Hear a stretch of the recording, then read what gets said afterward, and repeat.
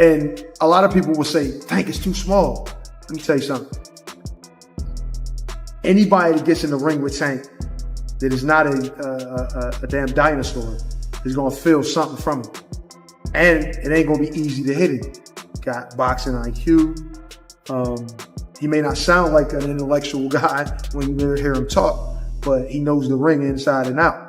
In Florida, man looks absolutely amazing. Man looks like a monster. Man looks like precision. Jake Paul cannot take those body shots.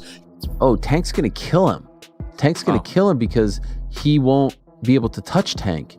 And then okay. It's kind of like the Tyson thing again, though, right? Like when it reminded me of that, but it also reminded me of like, oh, in barbershops across the world, people, or at least the country, people will talk about this and be like, oh, Tank's gonna kill him because he will not get hit. The boxing world is in shock as Gervonta Davis shows up in peak physical condition before his fight with Jake Paul training. Videos reveal him striking the heavy bag with powerful force and precise technique, his determined actions, and non-stop intensity clearly show his dedication to the upcoming fight. Boxing analysts are praising his fitness level and self-belief ahead of the anticipated showdown.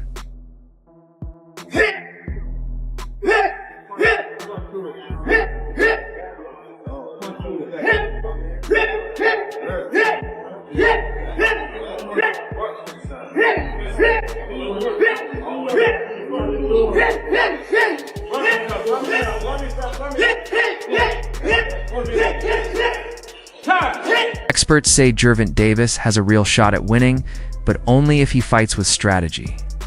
They point out that he needs to use movement, control the ring, and time. His attacks, rather than rushing for an early knockout, Davis is known for staying calm and reading his opponent's rhythm, which gives him the upper hand. Analysts think that if he sticks to quick hits and smart footwork, Jake Paul will struggle to deal with his speed and accuracy.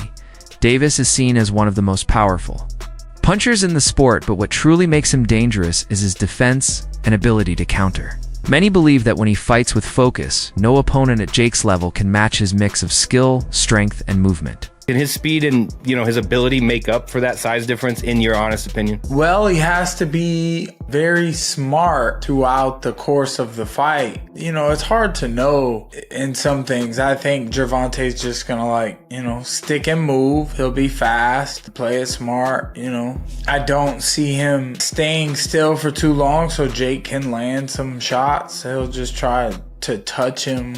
Who knows, man? It's an exhibition. It's a money grab. Jake's fighting one of the best boxers ever. Analysts believe Jake Paul is in for a tough lesson when he steps into the ring with Gervonta Davis, they say.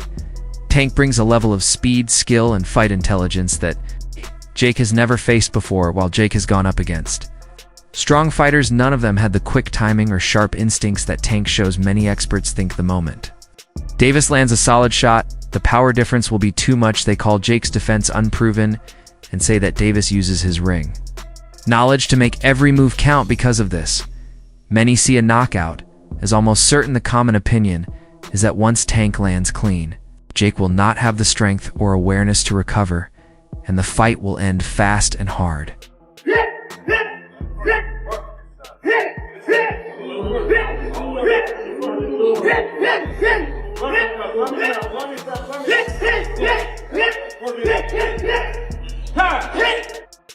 Tank Davis look crazy, bro. Chilaquiles.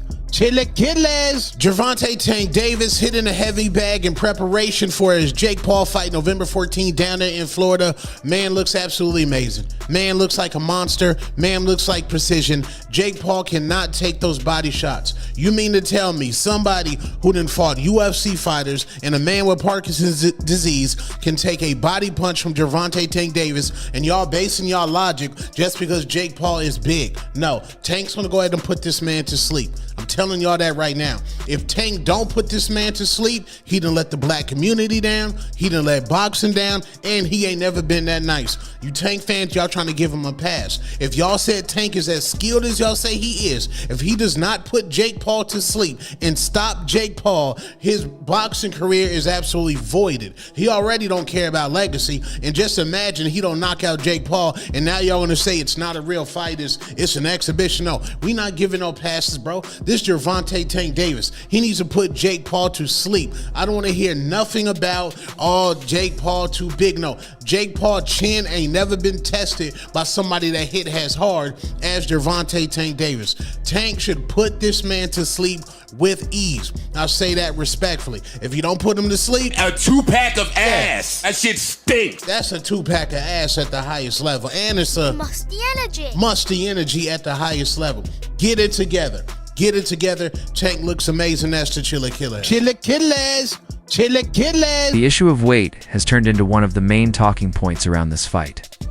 Some believe the size difference is too big to overlook, while others argue that Gervonta's sharp skills will make the weight gap meaningless. Both fans and analysts remain split on the matter. Some even question if the match should happen at all because of Jake's bigger build. However, Tank supporters believe his speed, discipline, and accuracy let him beat larger opponents without much trouble. They point out that boxing is not based on size, but on control angles and timing. A lot of people think Jake still lacks the solid basics needed to be a serious danger, and that Tank's better technique will cancel out any advantage Jake gets from being the bigger man. It is happening. WBA lightweight champion Gervonta Davis, who's unbeaten in 31 professional contests, takes on the self-proclaimed problem child, Jake Paul, one of the most influential and marketable global personalities. Paul and Davis square off in Miami after doubts around the fight being sanctioned in Georgia triggered a change in venue. Neither fighter can weigh more than 195 pounds. The weight is perhaps the most surprising factor. Paul has boxed most of his career around 200 pounds, the cruiserweight limit, but did tip the scales at 227 pounds when he faced off against Iron Mike Tyson last year. Davis, much smaller in stature, competes at the 135 pound mark and has also won world honours at super featherweight. And despite some discussions about possibly dropping down to 10 ounces, the pair seem set to wear 12-ounce gloves. And in terms of distance, despite the exhibition tag, the fight will play out over 10 3-minute rounds with 3 scoring judges at ringside, but the result will not be officially recorded on their professional records. Michael Bisping recognizes Tank's amazing strength and skill, but also reminds people that size should not be completely dismissed. He respects Gervonta's ability to handle bigger opponents, but says that physical differences always play some role. Bisping believes Tank has the mind and movement to outsmart 8. Yet the weight gap could challenge his stamina and ability to take harder punches. Even so, he praises Tank's drive and says if anyone can rise to this test, it is him. In the end, Bisping admits the size factor is real, but feels that with perfect execution, Davis's skill and fight IQ could still be enough to beat Jake's size advantage. Out there taking on Mike Tyson that's pushing 60 years old, for crying out loud, but at the same time pretending to be like this badass motherfucker, sending me DMs talking. He offered me a contract a long time ago, and I was like, what are you doing? I'm a retired fighter and I've got one eye. Why would I want to fight you? I wouldn't lower myself to doing that. I know a lot of people do that. They do lower themselves, if you want to say that, because of the payday, because Jake Paul is a big name. He is a social media sensation. He's a YouTube star. And now, of course, in the world of boxing, he's one of boxing's biggest stars because he puts on these spectacles like Paul versus Tyson, like Nate Diaz, because these are the fighters, these are the names that attract the eyes. Jake Paul is the B-side to almost every single one of his fights. When he fought Nate Diaz, people were tuning in for Nate Diaz. His last fight against Cesar Chavez Jr., apparently no one watched that fight. Apparently the pay-per-views were ridiculously low. So this one's going back to Netflix on November 14th, and it's an exhibition bout. Of course, it's an exhibition bout because no athletic commission in their right mind will sanction this fight. There's just no way you can make this a legitimate fight because of the size advantage. Typically, this would be very, very dangerous and someone could get really hurt. If Jake Paul was to swing as hard as he could and connect and wobble him and hit him many, many times and not knock him out, with the bigger gloves and the concussion possibilities and the brain rattling around inside the head, and Jake Paul just teeing off at him as hard as he could, it's dangerous. That's why fights like this can't get sanctioned. That's why this is a exhibition bout and not a real matchup. Now listen, they're both going to get paid tremendously. They're going to make a ton of money and a lot of people are going to tune in and watch it on Netflix. Fair play. Many analysts feel that Gervonta Davis's career has been unfairly overlooked. They point out that fighters who face Tank often gain a lot of recognition afterward. For instance, opponents like Lamont, who were not well known before. Fighting Davis became popular and successful after their matches with him. These experts say this shows how much influence and star power Tank has in boxing. They disagree with the idea that Davis is not a top figure in the sport, arguing that his fights open doors for others and keep fans interested. To them, criticizing his legacy means ignoring the fact that he has raised the profile of many fighters just by sharing the ring with them. Ongoing discussion in the boxing world about Gervonta Davis and Gervonta Davis, his resume, who he's going to fight, the competitors that he's going to fight.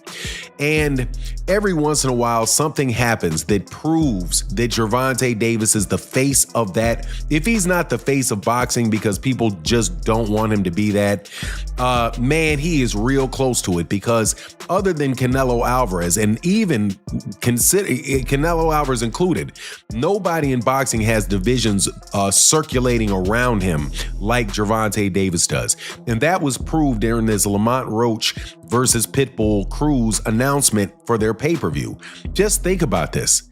Gervonta Davis, they always say that Gervonta Davis has a poor resume, but yet Gervonta Davis, guys that fight Gervonta Davis, lose to Gervonta Davis, or get a draw to Gervonta Davis, can fight one another and make an anticipated pay-per-view between the two of them, because that fight with Pitbull Cruz is a very, very popular fighter with Mexican fight fans.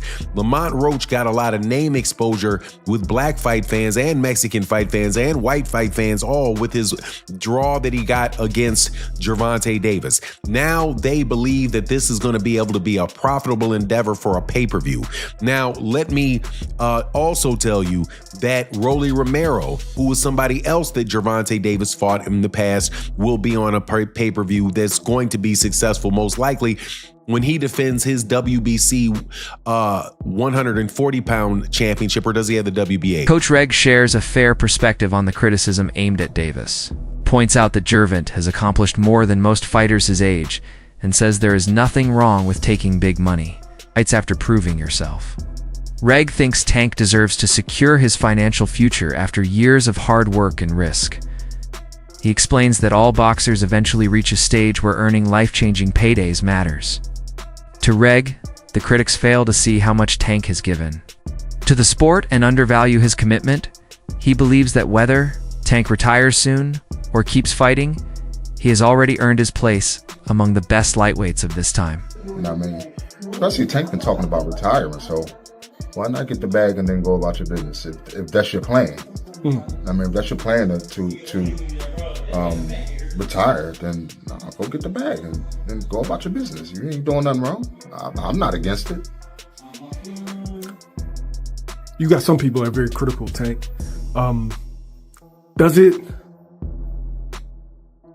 make sense depending on what you're in boxing for? Because you got some people that want to fight the best. You got some people that want the accolades, the belts, the undisputed. You got some people that just came in this game like, look, I'm trying to get my family out of poverty and give us generational wealth. Does it all depend on what you decided to box for? Well, Tank accomplished a lot at a young age. You know what I mean? He accomplished a lot at a young age. So I wouldn't be mad if he took the bag and went about his business and never fought again. You know what I mean? Plus, look at some of the things that he's going through. You know what I'm saying? So, a lot of that can affect you as well. You know what I'm saying? Like when you're trying to be in this game. So I think, get the bag and go. That's your plan. Get the bag and go. For me, of course, I want him to see him fight Shakur. I wanted to see him fight Devin. Yeah, we all wanted to see him fight. Guess what, bro? Some analysts note that part of the buzz around this fight comes from Davis's popularity and cultural influence. Being a well-known black boxer in America, Tank naturally attracts a lot of media and fan interest. His fights are more than just sports events, they are cultural moments that connect with many people. Experts say his fame has made him one of the biggest names in boxing, and that brings both praise and criticism. They add that how the public sees him affects how fights like this are viewed, and because of Davis's high profile, everything he does makes headlines. Still, most agree that it is his skill, not just his fame, that has earned him this attention. Tank Davis, especially an American black fighter, right? Everything is embellished and, you know, made into a bigger deal, especially when they're popular fighters like Gervonta Davis. Or Floyd Mayweather has a close fight with Castillo Maidana, and it's the end of the world. Andre Ward has a tough fight with Kovalev. Oh, it's the end of the world. He cheated and all this stuff. Jermell Charlo has a close fight with Castano, so on and so forth, right? Oh, Jermell, it was a robbery, and it turns into this big deal. But back to Tank's resume, his last opponent was Lamont Roach. I thought he won the fight. There wasn't this crazy action happening on Lamont Roach's side prior to that knee thing. I feel like when the knee fiasco happened, that's when the fight started to pick up a bit. And Lamont Roach, I think what he deserves credit for is he exceeded expectations that people have for him. But you can't score a fight based on expectations. You feel me? Right? Like, you don't get a fight and get the victory because you did better than people thought you were going to do. That is not how you score boxing, right? You don't get more points because you're the underdog and you did better.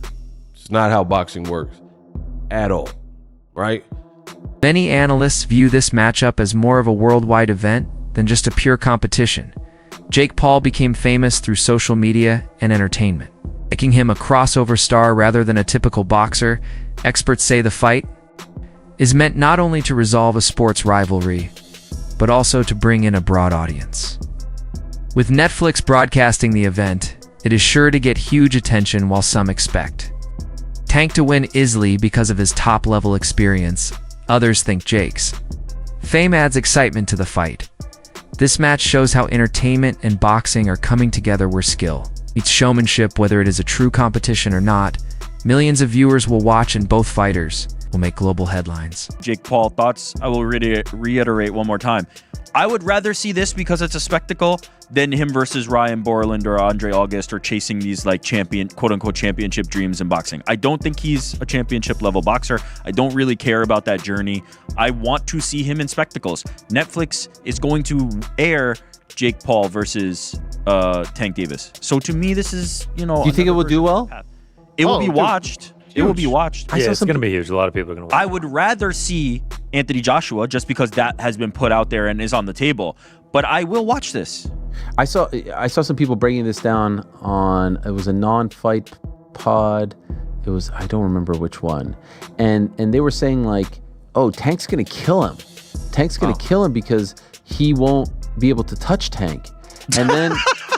Okay. It's kind of like the Tyson thing again, though, right? Like when there was it reminded me of that, but it also reminded me of like, oh, in barbershops across the world, people, or at least the country, people will talk about this and be like, oh, Tank's gonna kill him because he will not get hit. Stephen Fulton stands up for Gervonta Davis against those who say he is chasing easy money. Fulton says every boxer deserves to secure their financial future, especially since their careers are short and risky. He reminds everyone that Tank has already shown his skill and dominance for years, and that taking big fights now makes sense. Fulton asks fans to look deeper, saying, Davis has earned the right to balance his legacy with earning money.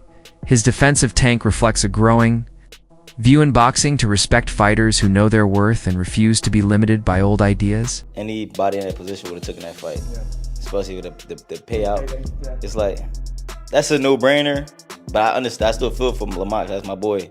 Like, he still want his rematch.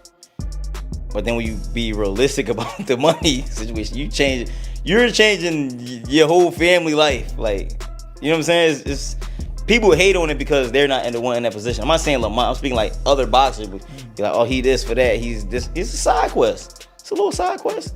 Because what happened when Floyd and all these guys went on WWE, but then they get right back to what they doing? You know what I'm saying? So it's just like it's another little side quest. I'm all for people just getting their money. So get the best, make the most that you can out of this entertainment world. Because I mean, I don't know. I would have done it as far as the money aspect, because none of us would deny that money. They talking like they would. None of them would deny that money. Eddie Chambers warns that ignoring Gervonta Davis would be a big mistake. He sees Jake Paul's physical edge, but insists that Tank's skill power and fight intelligence make him a tough challenge for anyone. Chambers points out that Davis's fast reflexes and powerful combinations can break down bigger fighters who lack strong defense. He says, unless Jake turns into a true powerhouse, he will find it hard to handle Tank's speed and accuracy. Chambers believes Davis is still one of the most dangerous fighters pound for pound because of his timing and calmness. His comments show that size does not matter much when facing someone as skilled and mentally sharp as Gervonta Davis. That something like this can happen, but this is social media. This is what it's created. There's a lane that Jake Paul has created. Honestly, I'm not mad at him for it. He's gotten a lot of fighters and, actual fighters some shine. It also has done for women's boxing a lot. So I'm not mad at him for what he's been in boxing and what he's created. This is a little crazy right here. This is a little crazy. And a lot of people will say, Tank is too small. Let me tell you something. Anybody that gets in the ring with Tank that is not a damn dinosaur is going to feel something from him. And it ain't going to be easy to hit him. Got boxing IQ. He may not sound like an intellectual guy when you hear him talk, but he knows the ring inside and out. That wraps up today's video.